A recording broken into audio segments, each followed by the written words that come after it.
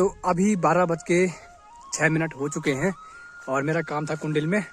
इस वाले घर पे भी काम था लेकिन इस पर नहीं किया मैंने क्योंकि वो आ ही नहीं रखे हैं यहाँ पे। और इसके नीचे वाला जो मकान है उसमें मैंने अपना काम कर दिया है। और अभी आप मौसम देखिए, फिर से धूप जा चुकी है।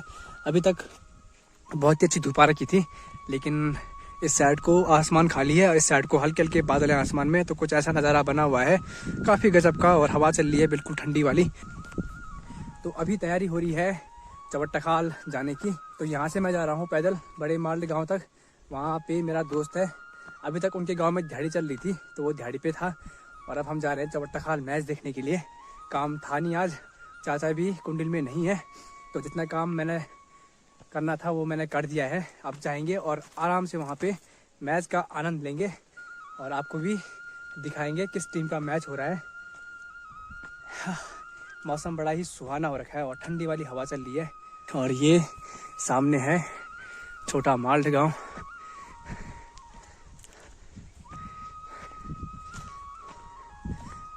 भाई नमस्ते, आ गया वाह लहौट काटी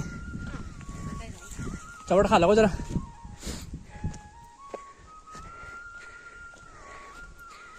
तो ये सामने है छोटा माल्ड गाँव जहाँ पे पहले बहुत कम परिवार थे लेकिन अभी के टाइम पे वो लोग हैं जो बहुत टाइम के बाद घर पे आए हैं। उन्होंने अपना मकान बनाना शुरू कर दिया है तो वो भी आजकल गांव में आ रखे हैं। और ये वाला रास्ता जा रहा है बड़े माल्ड गांव के लिए सीधा आगे। यहाँ से नीचे जा रहा है हमारे गांव के लिए और यहाँ से ऊपर जा रहा है पालीखाल देवराज खाल के लिए। तो मुझे इस रास्ते पे आगे बढ़ना है और निकलना है ठीक बड़े माल्ड गांव के ऊपर। ये है पुराने घर जिनमें कोई नहीं रहता है।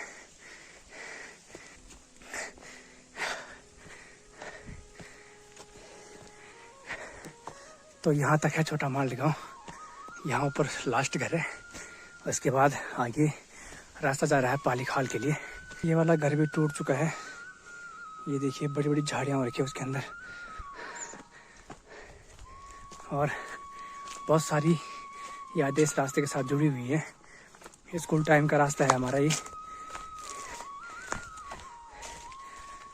तो जब रोड नहीं थी हमारे यहाँ पे जो सड़क है वो बहुत बाद में आई थी, 10 से 12 साल हो चुके हैं।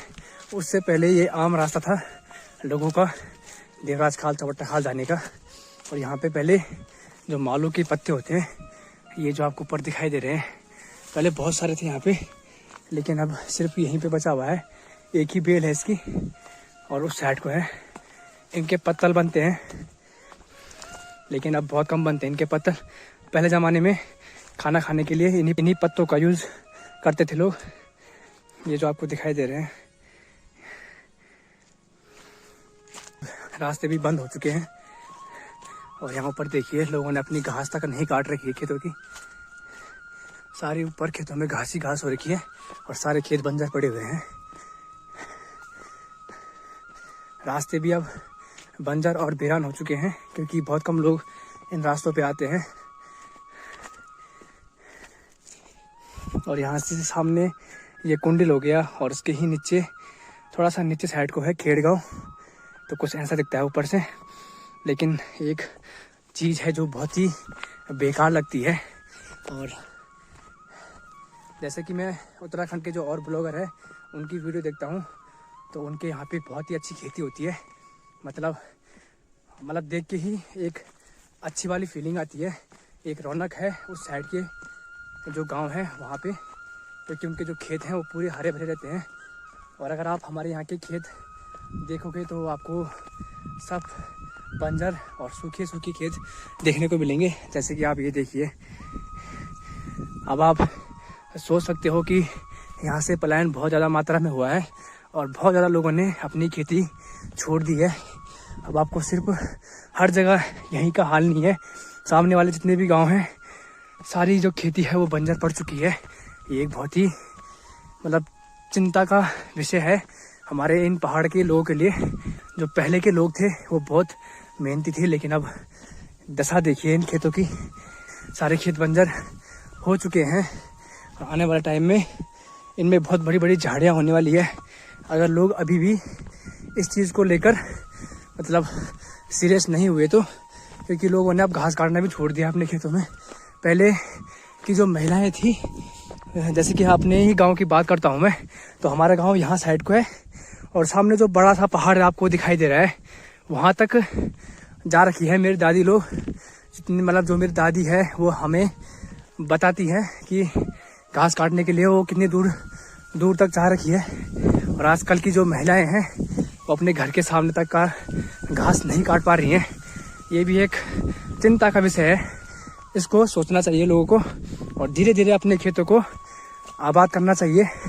ऐसा मेरा मानना है कि समूह बने गाँव में, जितनी भी महिलाएं हैं, और सबको मिलकर काम करना चाहिए, तभी जाके कुछ होगा।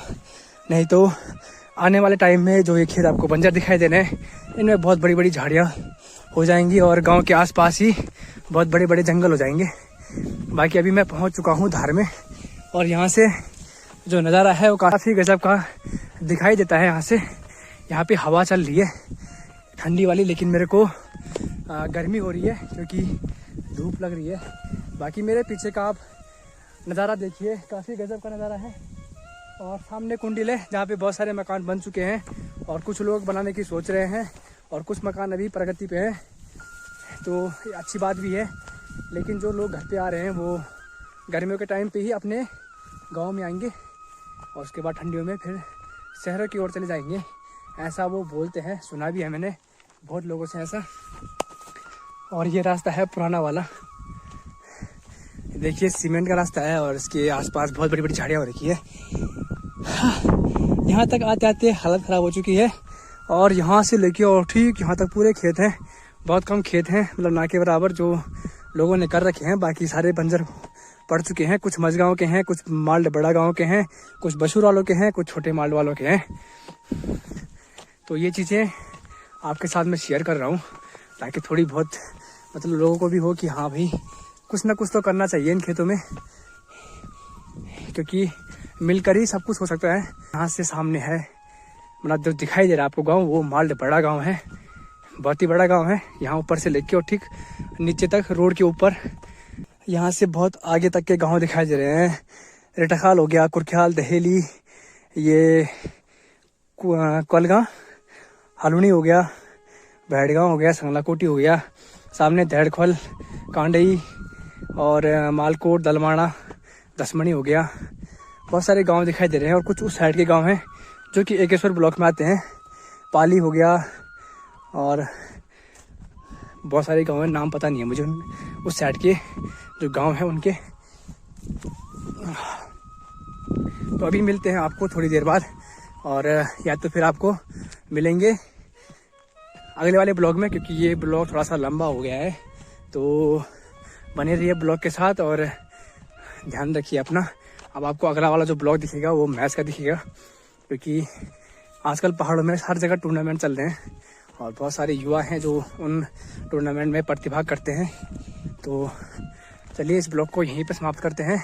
उम्मीद करता हूँ आपको ये ब्लॉग पसंद आया होगा, तो वीडियो को लाइक कीजिए, शेयर कीजिए और चैनल को सब्सक्राइब कीजिए। मिलते हैं जल्दी नए ब्लॉग में, तब तक के लिए बाय बाय।